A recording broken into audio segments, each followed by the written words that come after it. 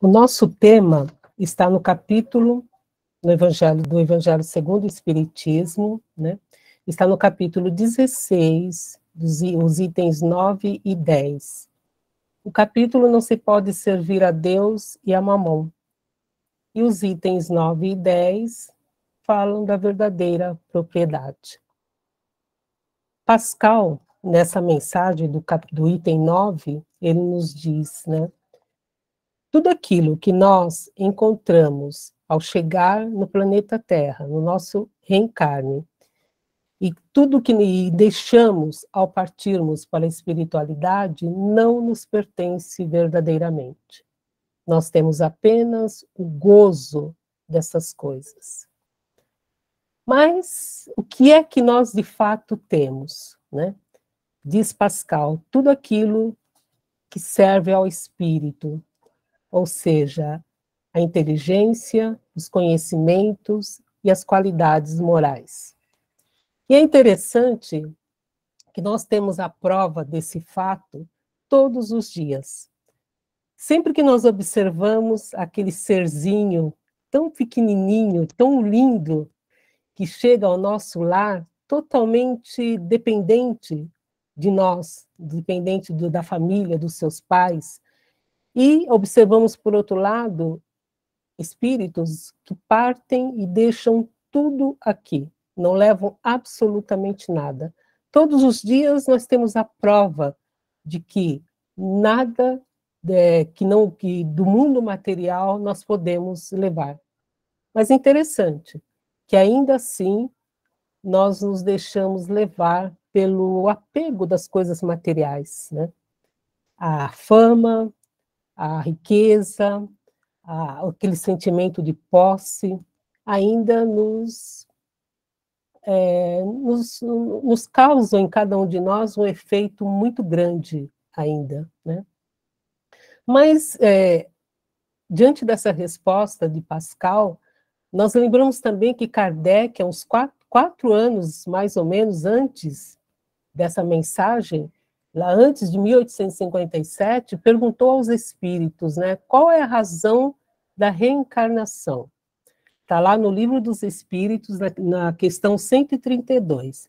E eu vou falando os números das questões, que é para despertar o interesse, a curiosidade, e convidá-los sempre para estudarem conosco a filosofia espírita. É muito bom mesmo, né? Então, lá na questão 132, respondem os espíritos, né? Deus impõe a reencarnação para levar-nos à perfeição. Ou seja, por que é que nós estamos encarnados? Para chegarmos à perfeição. Mas tem ainda uma segunda razão, um segundo motivo da nossa reencarnação. É que nos colocar, o texto diz assim, pôr o espírito em condições de enfrentar a sua parte na obra da criação. Nós somos responsáveis também por tudo que nos cerca. Deus conta conosco, conta com o nosso trabalho, conta com o nosso esforço. E à medida que nós exercemos essa nossa função no mundo, nós evoluímos. Mais do que isso, Kardec, porque ele não se contentava com uma resposta só, né, ele ia perguntando, então, mais adiante, na questão 150, ele pergunta, a alma não leva nada deste mundo? Responderam os espíritos, absolutamente nada, só as lembranças. E essas lembranças serão boas, serão amargas ou não, de acordo com a forma como nós vivemos. Ou seja, Jesus já disse há 2000 anos atrás, né, não acumular os bens na terra. Então, toda a preocupação da espiritualidade é reforçar esse ensinamento do Cristo de que nada poderemos levar ao partir, ao voltarmos para casa. Somente as qualidades morais, a inteligência, o conhecimento. Mas como é que nós vamos desenvolver essa nossa inteligência? Lá na espiritualidade, nós planejamos o nosso reencarne, né? Olha, eu gostaria de fazer isso, de estudar. E, com certeza, nesse nosso planejamento, não fazia parte, eu vou acumular bens, casas, carros, isso, porque eu não vou poder trazer de volta. Então, para que serve tudo isso? Os bens materiais, o valor deles está na medida exata de darem a nós, espíritos, condições de exercermos o nosso trabalho na Terra. Esse é o papel dos bens materiais, da riqueza, né? Então, se eu consigo fazer um bom uso da minha condição de encarnada, ao desencarnar, chegarei ao plano espiritual tranquila, equilibrada. Ninguém vai perguntar para nós o que você foi na Terra, o que você fez na Terra, ninguém. A nossa consciência, porque Deus colocou na nossa consciência as suas leis, então nós mesmos faremos essa reflexão. Será que valeu a pena reencarnar? Esse tempo último que eu passei na Terra, foi bom, não foi bom? Como que foi? Então, é muito importante que nós façamos essas reflexões no nosso dia a dia. A inteligência, e quando Pascal fala da inteligência, ele está falando da inteligência espiritual. Nós já temos condições de avaliarmos as nossas atitudes. O que eu devo fazer tal coisa ou não? Se eu tomar determinada atitude, será bom? São escolhas que nós vamos fazendo no nosso dia a dia, na convivência uns com os outros, porque nós temos que sair da nossa zona de conforto para interagirmos com as outras pessoas.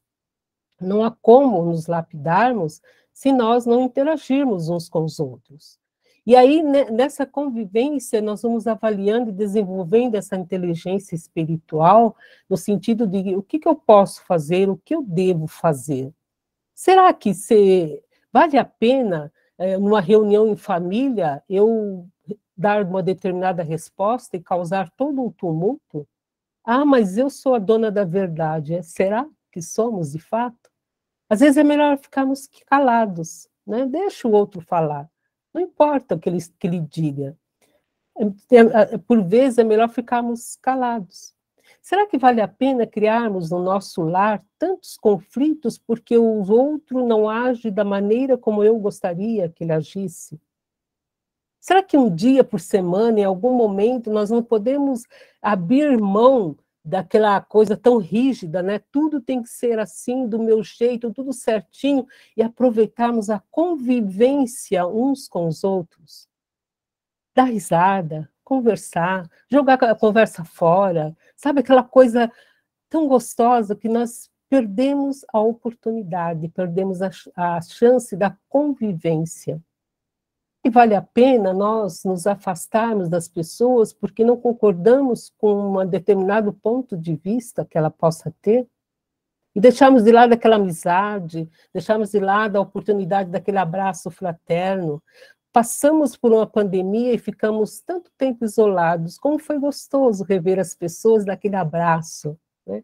São a verdadeira riqueza nossa, aquela sensação de aconchego de um abraço, de um amigo. O que ele tem opiniões diferentes das minhas? Tem, com certeza, e é bom que tenha, é ótimo que tenha, porque senão nós não vamos evoluir. Convivendo somente com pessoas que pensam exatamente aquilo que nós pensamos, nós não cresceríamos, não aprenderíamos. Então, esse embate faz parte da evolução, faz parte do nosso conhecimento. E aí nós vamos desenvolvendo essa inteligência espiritual, percebendo que tudo nós podemos, mas nem tudo nos convém. Alguém já disse essa frase, eu só estou copiando, né? Então, nem tudo nos convém. Então, nós vamos fazendo essas escolhas, é o nosso livre-arbítrio, e desenvolvendo essa inteligência. E o fruto, a consequência desses questionamentos, nós vamos traduzindo no conhecimento. Nós vamos conhecendo. Porque não adianta simplesmente nós, em relação ao livro dos Espíritos, a gente falar questão número 1, questão número 2, mas se nós não praticarmos, será tão somente uma informação. Para que se torne um conhecimento, é preciso que pratiquemos. que vivenciemos. Então, nós vamos aprendendo que, olha, essa escolha não é boa. Aprendi, conheço, então vou buscar uma outra atitude. São escolhas, eu posso ler um determinado livro, na escolha dos livros, na escolha das conversas, na escolha até do descanso. O que eu vou fazer no meu horário de descanso? Tudo isso são escolhas que vão se traduzindo em conhecimento, maturidade, para chegarmos aonde? Nas conquistas morais, né? E nos diz aqui Pascal, no conhecimento das virtudes morais, porque não basta nós termos o conhecimento, a doutrina nos fala, por exemplo, da caridade, mas eu vou praticar a caridade, ok, é bom praticarmos a caridade, mas qual é o sentimento que eu coloco nessa minha atitude?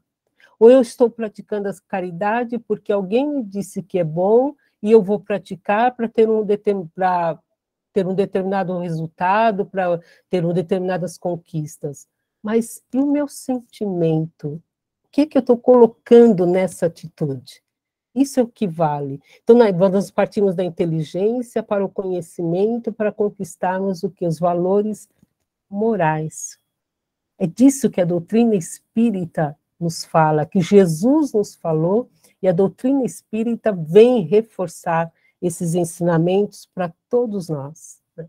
E nessa trajetória, às vezes nós imaginamos, mas eu não posso, eu não consigo. Sim, nós conseguimos. Porque também Kardec perguntou aos espíritos, né, a respeito dos anjos da guarda, dos espíritos protetores que estão sempre conosco, mas respeitando as nossas atitudes, as nossas escolhas, mas nos apoiando, nos intuindo no caminho do bem. Então, não estamos sozinhos, nós podemos sim, nós podemos superar as nossas dificuldades. Aí a gente pensa, mas Deus, né? Deus que é tão bom, Deus que é tão amor, que é justiça, tantas qualidades, será que Ele nos daria, nos colocaria numa situação que não fosse para o nosso bem? Jamais, né? Isso é uma consequência do pensar, do raciocinar, o que é Deus. Então, todas as situações pelas quais nós passamos no nosso dia a dia, nós somos, sim, capazes de superar. E superaremos com a nossa vontade, com a nossa disposição, com a nossa fé, com a nossa confiança. Somos capazes. Então, aquele parente difícil dentro da nossa casa, parece que, nossa, ele olha para nós e fala, hoje eu vou te incomodar. Mas ele só vai conseguir se nós quisermos. E aí nós vamos, nessa convivência, nós vamos superando essas dificuldades. Ao desencarnar, olhamos para trás e falamos, nossa, que bom, eu consegui, eu venci. Essa é a nossa verdadeira riqueza. As conquistas que nós vamos fazendo. Estou mais paciente, estou mais calma. Vamos nos lembrando da convivência com os nossos parentes, amigos, o sorriso, os abraços, as diferenças que possamos ter feito na vida de alguém através da caridade. Ajuda e passa.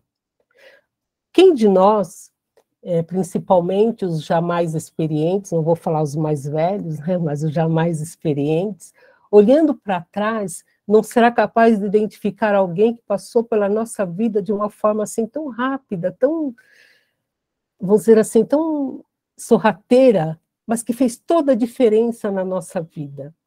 Aí vem a gratidão. Olharmos para trás e lembrando dessas pessoas, do bem que elas fizeram na nossa vida, sabermos agradecer. Lembrarmos também das nossos familiares que nos deram tanto apoio. Se nós chegamos onde estamos hoje, não chegamos sozinhos. Tivemos ao nosso lado pessoas que nos estenderam a mão, que nos apoiaram, que nos incentivaram. Façamos nós também o mesmo. Olhemos à nossa volta e sejamos capazes de nos colocarmos no lugar do outro, de estendermos a mão, não esperando o agradecimento, mas confiantes de que ao desencarnarmos, essa será uma riqueza porque nos fará bem. Essa lembrança nos fará bem. Mas se nós, aquela pessoa a quem nós ferimos, a quem nós agredimos, como nos diz os Espíritos, poderá ser uma lembrança amarga para nós. Nós teremos que resolver essa questão. Porque, de novo, se nós estamos encarnados para chegarmos à perfeição, jamais seremos perfeitos se não conseguirmos amar a todas as criaturas. Há de chegar um momento na nossa vida, como espíritos, que assim como Cristo, nós olharemos para a multidão e seremos capazes de repetir, né? Quem é meu pai? Quem é a minha mãe? Porque serão todos.